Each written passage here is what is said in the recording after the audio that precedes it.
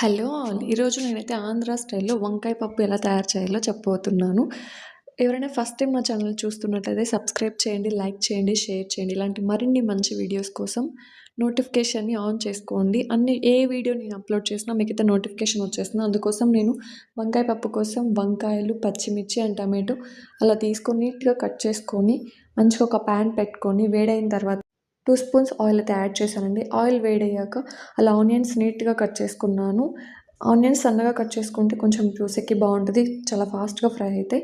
And one more tip చెప్పబోతున్నాను. Onions మంచిగా రెడ్‌గా ఫ్రై అవ్వాలంటే లిటిల్ సాల్ట్ యాడ్ చేయండి. సో, ఫాస్ట్‌గా అనేది ఆనియన్స్ ఫ్రై అయిపోతాయండి. సో, అలాగే కొంచెం సాసువలు తీసుకున్నాను. ఫస్ట్ తిరువాత అనేది పెట్టుకోవాలి. సో, అందుకోసం నేను అలాగే కరివేపాకు కొంచెం అవన్నీ మంచిగా అలాగా ఫ్రై చేసుకొని మంచిగా రెడ్ కలర్ వచ్చిన తర్వాత వంకాయ ముక్కలుగా కోసుకున్న వాటిని వేసేసేయాలి అండి. అవి కూడా కొంచెం అలాగా మంచిగా వేపుకోవాలి. ఇలా వేయించుకోవడం వల్ల కొంచెం పచ్చి స్మెల్ అనేది రాదు. కర్రీ బాగా టేస్ట్‌గా వస్తుందండి. అలాగా వంకాయల్ని బాగా వేపుకోవాలండి. సో, నెక్స్ట్ నేనైతే గ్రీన్ చిల్లీ అనేది యాడ్ చేసుకుంటున్నాను. సో, ఇలా వేయించుకోవడం వల్ల టేస్ట్ అనేది బాగా మంచిగా వస్తుంది. ఇప్పుడైతే ఘమ వాసన వస్తుందండి ఏగుతుంటే.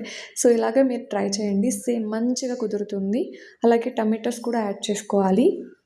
ఇవన్నీ కలిపి కొంచెం బాగా ఫ్రై అయిన తర్వాత కొంచెం పసుపు అనేది యాడ్ చేసుకోవాలి. యాడ్ చేసుకున్న తర్వాత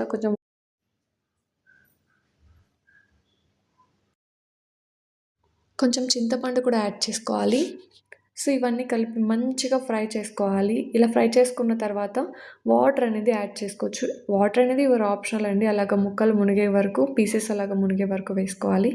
మొత్తం వాటర్ ఏసేసుకున్న తర్వాత అలాగా క్లోజ్ చేసేసి 10-15 మినిట్స్ అలాగా సిమ్‌లో పెట్టి వదిలేసేయండి. ఇలాగ మంచిగా వాటర్ అనేది బాగా బాయిల్ అయిపోయి కర్రీ మొత్తం మంచిగా ఇలా ఉడికిపోతుంది. ఇలా ఉడికిపోయిన తర్వాత నేనైతే మెదుపుకునే ఇన్‌స్ట్రుమెంట్ తీసుకొని మంచిగా పప్పులాగా మెదిపేసానండి. సో, ఇదైతే మనం పిల్లలకి ఆఫ్టర్‌నూన్ లంచ్ బాక్స్‌లాగా కానీ, హస్బెండ్స్‌కి ఆఫీస్‌కెళ్ళేటప్పుడు లంచ్ బాక్స్‌గా కానీ మంచిగా సర్వ్ చేసి ఇవ్వచ్చు. Thank you for watching.